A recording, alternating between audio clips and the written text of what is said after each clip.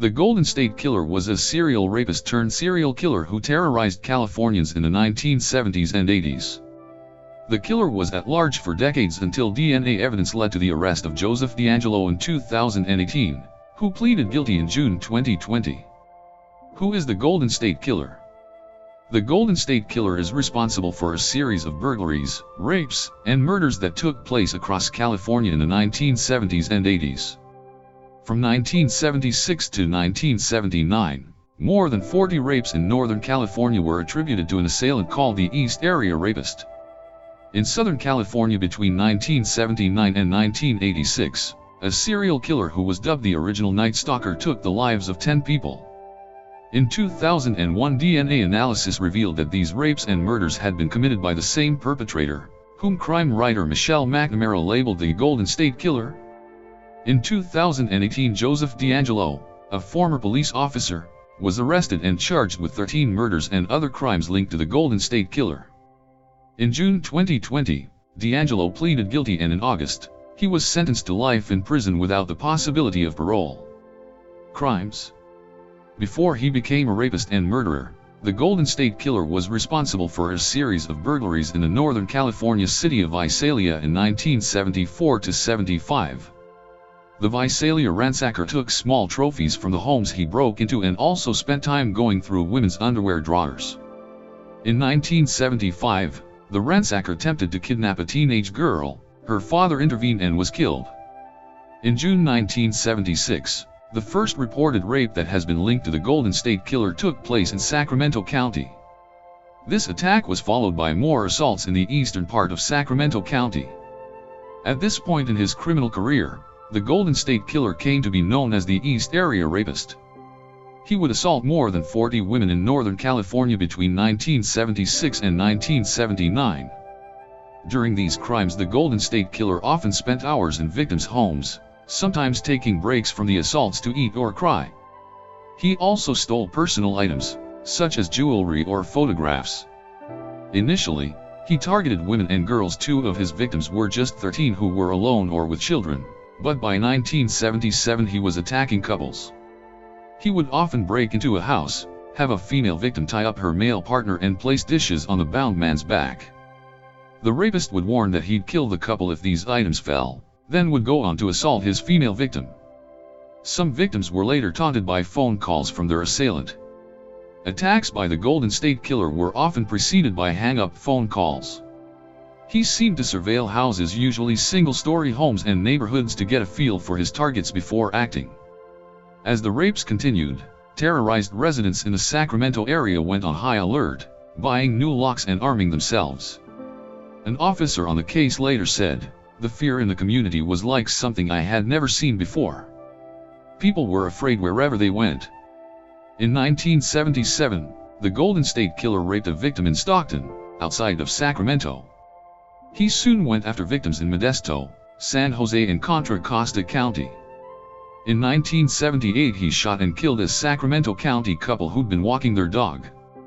After 1979 the serial rapes in Northern California ceased.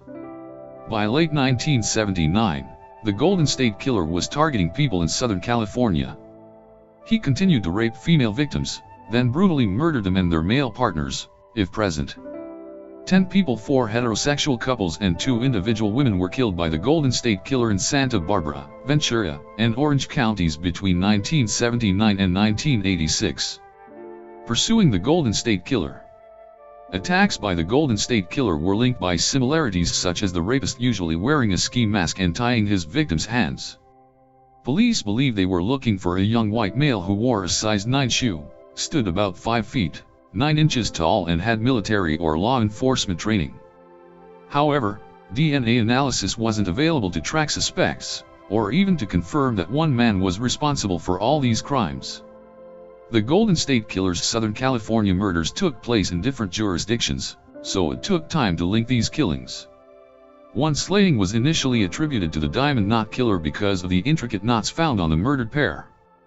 The Creek Killer was said to be responsible for the deaths of 2 couples in Delita, near Santa Barbara. Some who'd pursued the Golden State Killer wondered if their criminal had escalated into serial murder, but these suspicions didn't result in an official avenue of investigation. Similarities between the killings in Southern California eventually led investigators to group them together. They called their suspect the original Night Stalker, to distinguish him from the Night Stalker, another California serial killer. And though many departments who'd investigated the Golden State Killer had destroyed evidence after the statute of limitations for rape just 3 years in the 1970s expired, enough remained available for DNA analysis to confirm in 2001 that the East Area Rapist and the original Night Stalker were the same man. Around 2011, crime writer McNamara dubbed the still at-large murderer and rapist the Golden State Killer. In June 2016, 40 years after the first known assault by the Golden State Killer, the FBI and the Sacramento County District Attorney's Office offered a $50,000 reward for help with the investigation. Suspect: Joseph DeAngelo. DeAngelo served as a police officer in 2 different Northern California communities between 1973 and 1979. He left the force after he was arrested for shoplifting a hammer and dog repellent in 1979. Joseph James DeAngelo was born in Bath, New York, on November 8, 1945.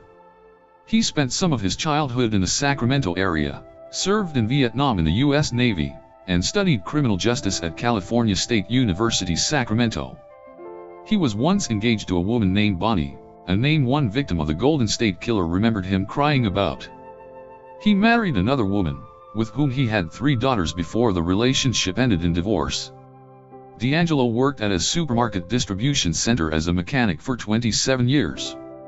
He retired in 2017. Arrest of DeAngelo. Investigators used the DNA evidence in their possession to create a genetic profile of the Golden State Killer. Late in 2017, they uploaded this profile to a genealogy database. This revealed a family link to DeAngelo. Authorities proceeded to collect discarded DNA from DeAngelo, which allegedly proved to be a match to DNA from the Golden State Killer's crimes. On April 24, 2018, the 72-year-old DeAngelo was arrested. DeAngelo was charged with 13 murders and 13 counts of kidnapping for purposes of robbery. He could not be charged with any rapes as the statute of limitations had expired for those crimes. In March 2020, DeAngelo offered to plead guilty in exchange for a life sentence. Prosecutors initially turned down the deal as they wanted to seek the death penalty, but in June 2020 news reports stated that an agreement had been reached for DeAngelo to be spared a death sentence in exchange for pleading guilty. On June 29, 2020, DeAngelo pleaded guilty to all 26 charges and sentenced to life in prison without parole. In August, he was sentenced to life in prison without the possibility of parole. In the media, McNamara wrote online and for Los Angeles Magazine about the Golden State Killer, which brought more attention to the then unsolved crimes. In addition to her writing, McNamara was one of many civilian sleuths who tried to track down the killer and rapist. She authored a book about the case and her investigative journey, I'll Be Gone in the Dark. McNamara died from an accidental overdose in 2016 before her book was finished, but her husband, actor Patton Oswalt, oversaw its completion. It became a bestseller after it was published in February 2018.